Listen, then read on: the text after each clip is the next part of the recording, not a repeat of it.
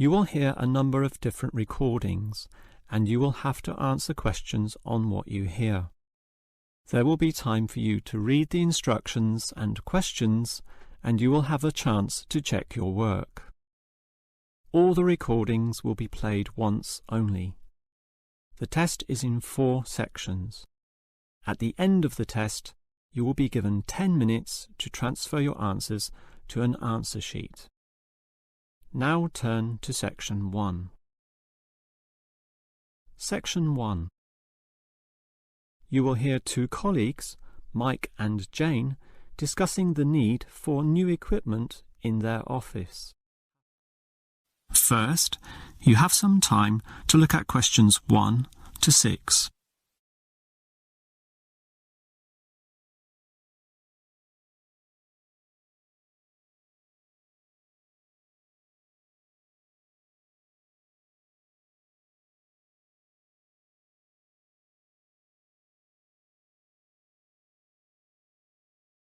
Now we shall begin. You should answer the questions as you listen, because you will not hear the recording a second time. Now listen carefully and answer questions 1 to 6. Hi, Jane. You mentioned that we might need some new equipment in the office. Absolutely. What we've got is too old, and much of it is faulty. Well, you know how difficult it is to replace equipment. I guess I'll just use another requisition form. We can fill it out now. If you don't mind. I suppose you're going to complain about the printer again. Sure, my printer's bad, but the copier is almost unworkable. It jams all the time, it's too slow, and it's already been repaired 4 or 5 times.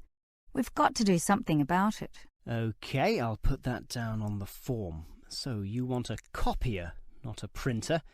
And you work in accounts, right? Yes, that's right, the accounts department. OK, but this is a requisition form. There's meant to be a limit on the length of time you can have the item. We need it forever. The old machine's almost useless. The moment it gets repaired, it breaks again. Well, I'll just write ongoing, OK? That basically means the item will stay with us until I say otherwise. Now, the next question is, when do you want it? In a few days? 1 week? It usually takes a while for these things to arrive. If it arrived today, it would be better. We need it as soon as possible. Can you write today? Well, it can't come that quickly. I'll just write immediately. But be warned, that means it may still take some time to get here, perhaps a day or 2. That's annoying. We've got so much unexpected demand right now. Good. I'll write that as one of the reasons. We need 3 reasons, you know, or they won't grant this request. So for the second reason, I'll write original broken. And that's essentially true. It is broken. The truth is always good. But can you think of one more reason? Not really. But those first 2 reasons are surely strong enough, aren't they? Well, I think we still need a 3rd reason. Maybe I'll have to bend the truth a bit. I'll just write, require more functions. OK? Or you could write, require faster speed. No, all these copiers operate at the same speed, so that reason won't sound true. OK, whatever it takes. Right. And shall I put your name? Jane Huang, spelt with a U, right? Well, actually, I would say your name would be more likely to get speedier results. All right. I certainly don't mind putting my name with this. Mike Green. G-R-E... Just like the colour green, right? But with that final E, which often tricks people. Yes, that E at the end tricks them all the time. Before you hear the rest of the conversation, you have some time to look at questions 7 to 10.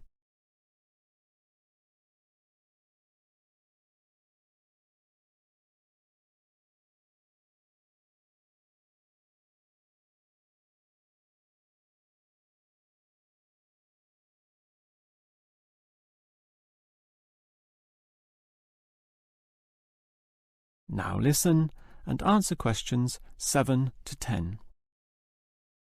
Actually, Jane, talking about office equipment needed, I've got a list before me of all the items purchased last year. There's certainly a lot, and I can see why the owners are getting concerned. Obviously, some things are necessary in the business, like the 20 boxes of copying paper I've just ordered. And it shows here that last year our office ordered 2 fax machines, which is certainly not excessive, but there's a lot of other equipment on this form which may raise questions. Yeah, but we had special circumstances, Mike. We renovated the office and had to replace all the computers and printers. 17, I think. We actually got the printers from another department, so it didn't cost us. But sure, with 17 people all needing computers, that was a considerable expense, along with the 15 speakers and 16 headphones. Why did we need those? Everyone was using Skype to communicate with clients. They still do, of course. It's a very popular way to communicate. And we have 6 items here as well. Printers? But you said we got them from another department. No, mobile phones, paid for by the company. I remember that for our agents out in the field. They used to use landline phones belonging to the clients. OK. We also ordered lots of lighting equipment, but that can be expected. I'm not worried about that. 27 lamps and over 34 fluorescent lights. And we needed 13 new mouses as well, to replace some of the old ones. All of the replacement computers had screens, very nice screens, but some of them lacked mouses. Well, at least it wasn't 13 fans like the marketing department has just asked for. All right, so basically the amount of equipment ordered last year was quite considerable, but it was all necessary. That is the end of section 1. You now have half a minute to check your answers.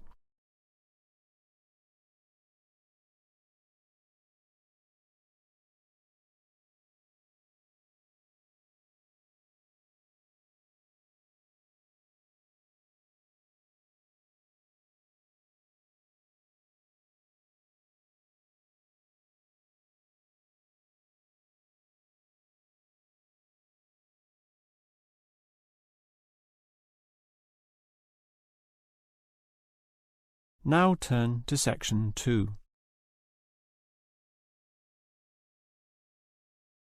Section 2. You will hear a representative from Easy Travel Travel Agency telling some customers the details of a planned trip to Arthur Island. First, you have some time to look at questions 11 to 15.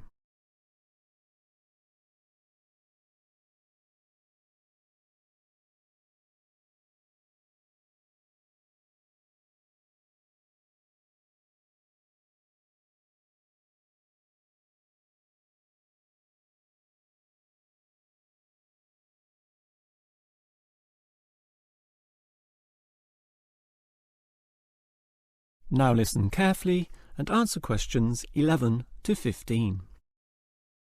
All right, hello everyone. Now, you're all here to learn about the trip to Arthur Island. As you might know, the population is about 7,000. That's permanent residents, a far cry from the early days when some 17,000 people lived there. But the advantage of a declining population is that the island has maintained its natural attractions. So now, in the summer, the population swells to 22,000 as tourists flock to this lovely little place to enjoy all it has to offer. It's an interesting fact that Arthur Island was once very isolated, with only a rickety wooden bridge connecting it to the mainland. Heavy trucks could not pass over, as could be seen by the accident in 1971 when the bridge broke. This resulted in the new bridge being built, construction starting in 1972, finishing 2 years later. And since then, business has boomed for the tourism industry.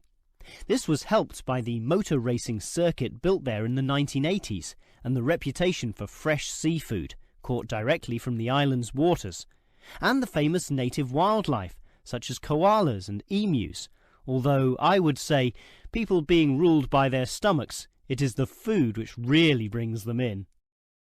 Now, the tour bus leaves quite early, 6 in the morning, and it's a long trip, but you'll really enjoy just looking at the beautiful scenery from the window. Still, we understand that you'll need to stretch your legs at some point. For this reason, we used to stop at the Emu Park Wildlife Sanctuary, until Arthur Island developed its own sanctuary, rendering that former stop-off somewhat redundant.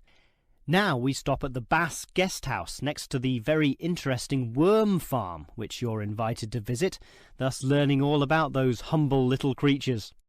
And if you're interested in bigger wildlife, please remember that you'll need to pay the wildlife park entrance fee on the island, so budget for that. Another important point is not to eat too many of the complimentary biscuits with your free tea on the bus, since you should keep your appetite intact so that you can indulge in some of the great eateries on the island, for example, at the famous Reggie's restaurant.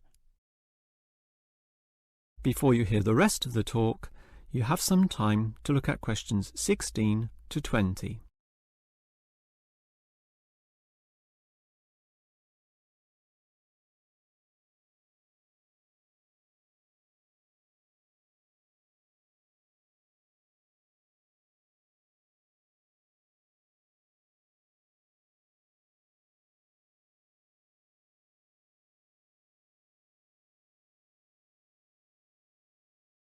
Now listen and answer questions 16 to 20.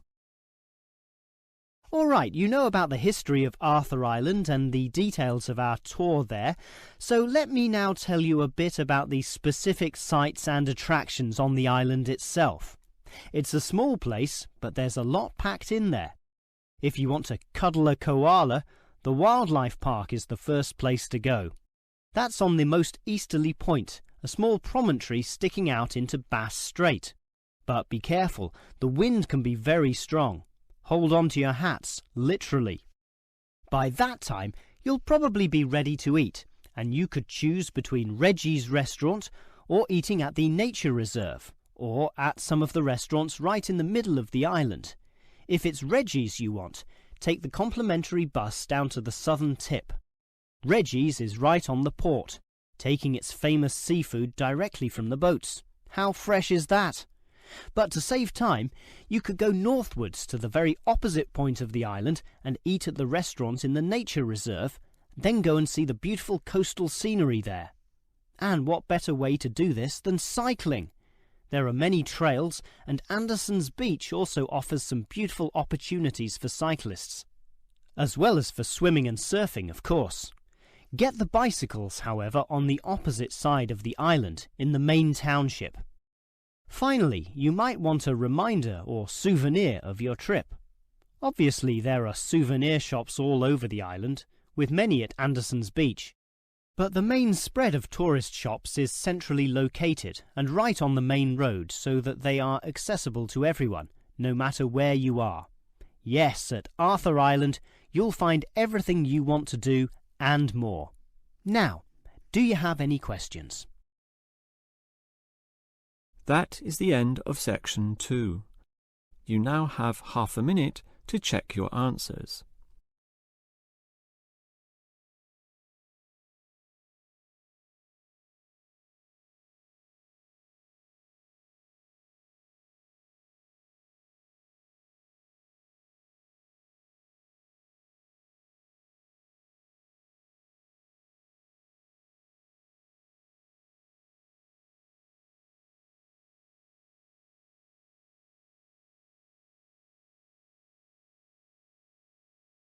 Now turn to section 3. Section 3. You will hear two students, Sam and Liz, discussing a project for their marketing course. First, you have some time to look at questions 21 to 24.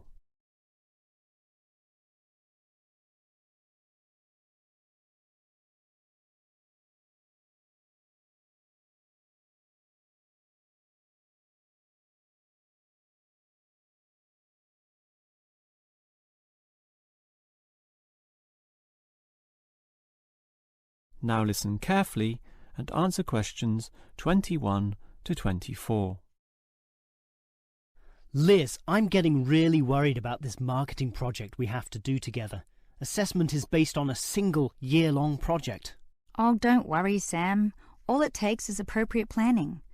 I used to work in finance and we always divided the year into quarters. So let's just do a quarter-by-quarter year-long plan.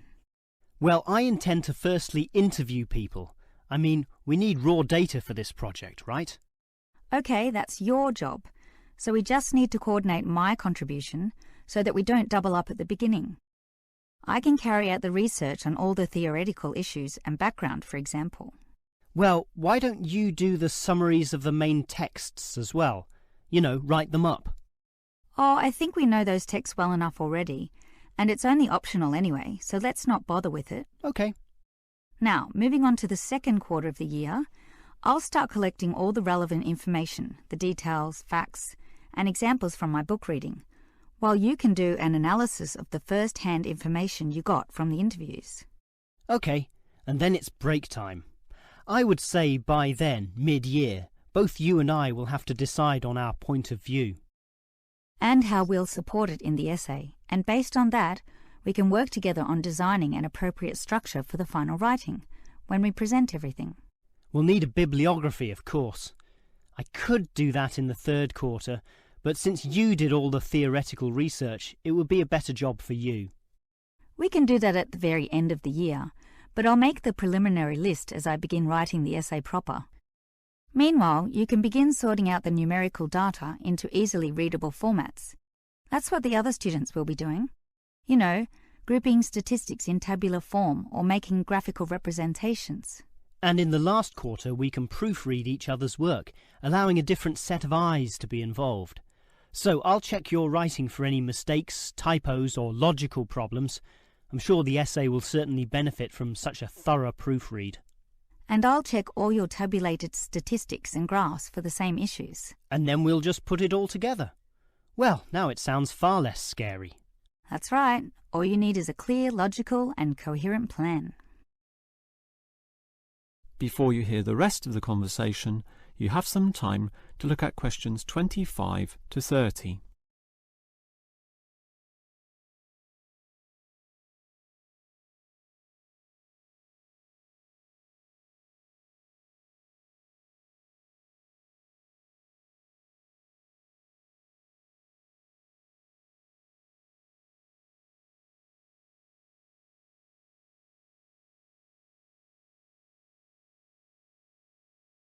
Now listen and answer questions 25 to 30. As we discussed, Liz, my first task on this project is to get data using interviews, over 100 of them. To do that, I'll need to put a flyer on the university notice board to get volunteers. Okay, just do that and we can start immediately. But I tried this last year and almost no one replied. The whole project was a failure as a result. You just need to ensure that the flyer is designed well. I did a course in design, so I can help you. I'm all ears. Well, one of the first rules, since the notice board will be full of papers, is to make sure your flyer stands out. Thus, don't use white paper, use coloured paper. You mean like yellow paper? Yellow, red, orange, it doesn't matter, as long as it's coloured and thus more obvious. Similarly, make the heading attract people, and money does this, right? Oh, sure. Everyone wants money. So don't say something boring such as help needed, but something such as easy money. That will immediately attract people's interest and also ensure they know that it won't take much time. These interviews are about half an hour, so tell them that right under the heading. Sounds good. Keep going. Well, by the same token, people don't have the time to read.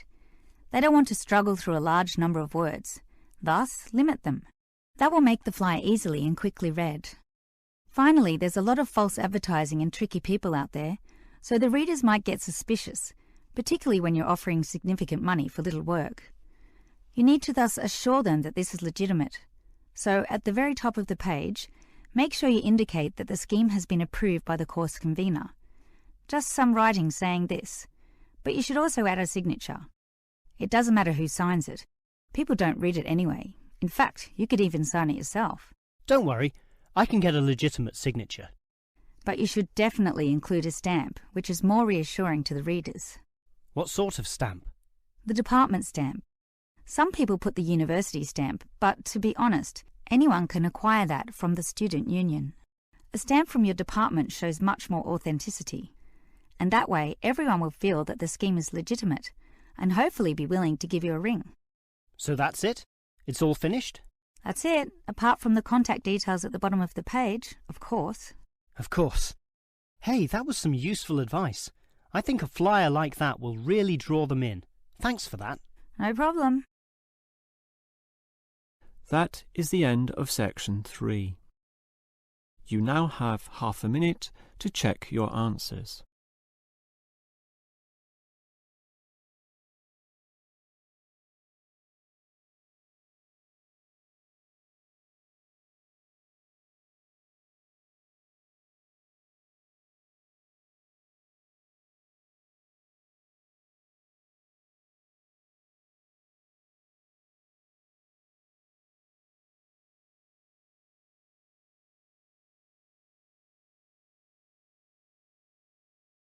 Now turn to section 4.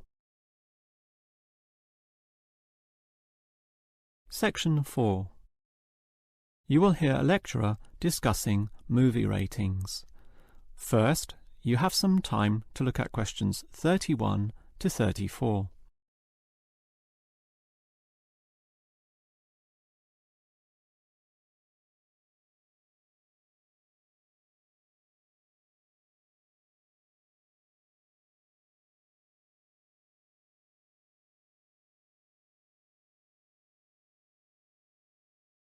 Now listen carefully and answer questions 31 to 34.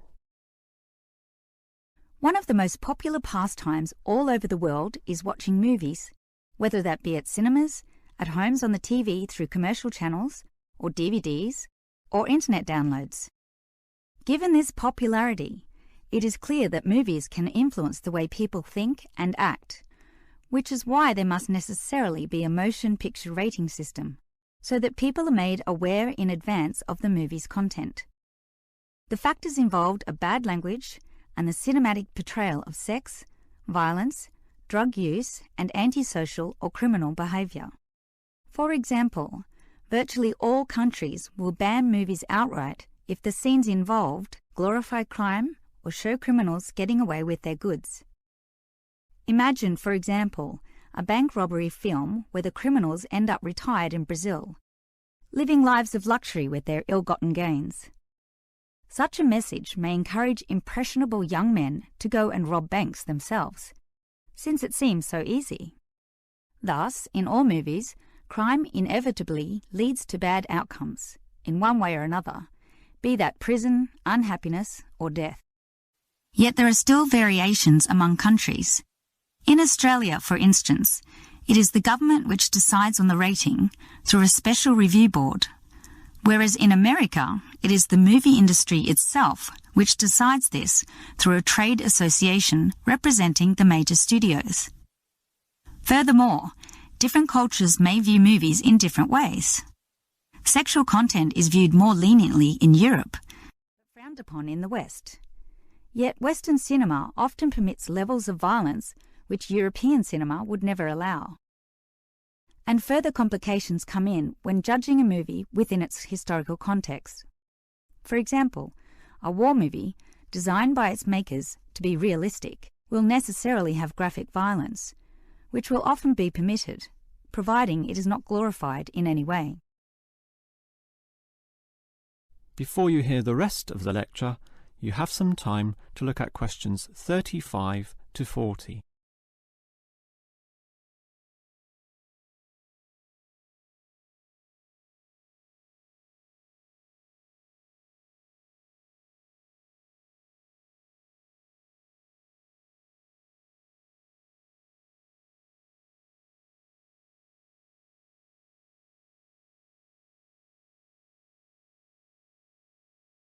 Now listen and answer questions 35 to 40. Since America produces the bulk of the world's most watched movies, why don't we look in detail at their movie rating system? It begins with the innocent G rating, standing for general audience, allowing all ages, even very young children, into the cinema. The films are fun and community-oriented, with nothing which would be objectionable. They are often released for the summer holidays, when children are free from school. But if these movies have a mild element of violence or inappropriate and lewd humour, or some scary scenes, then it would be a PG movie, standing for Parental Guidance Needed. This PG rating comes in two forms though: the weak version, a simple PG, or the strong version, PG-13. Most American movies are issued with this latter rating, since it allows the greatest proportion of the population to watch the movie, by which I mean children alongside their parents, while still allowing the movie itself to show society as it really is. Any rating higher than this will restrict children and limit viewership. In fact, if a movie, when shown to the trade association, fails to be issued with the PG-13, the offending scenes are often removed by the movie makers in order to secure this lower rating and ensure the greatest viewership. What all movie studios want to avoid is the R, or restricted rating. This means that younger children can only watch the film if accompanied by their parents, and many young teenagers simply don't want to do this. These films might have swearing, drug use, or horror scenes with blood and gore. And if these images are particularly graphic, the rating is lifted to NC-17. NC means no children. In other words, the movie is for adults only. Since it is the younger market who are particularly intent on paying to see movies, many big cinemas simply don't bother showing NC films. There is simply little to no profit involved, meaning that such films, often made by smaller independent film companies, are similarly released by independent theatres. Even then, these films only have what is known in the business as a limited theatrical release. That is the end of section 4. You now have half a minute to check